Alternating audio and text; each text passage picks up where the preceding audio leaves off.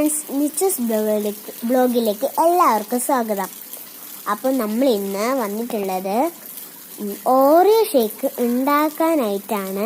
അപ്പോൾ നമ്മൾ Oreo shake എങ്ങനെ ഉണ്ടാക്കാം? ആദ്യം നമുക്ക് ബിസ്ക്കറ്റ് വേണം. അപ്പോൾ ഞാൻ ഇവിടെ എടുത്തിട്ടുള്ളത് 3 ഓറിയോ ആണ്. ഇത് നമുക്കൊരു ജാറ് വേണം.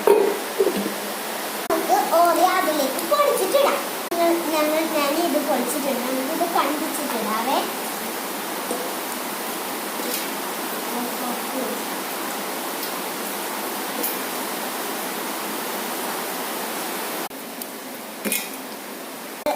അര ലിറ്റർ പാലാണ് ഒഴിച്ചു കൊടുക്കുന്നത്.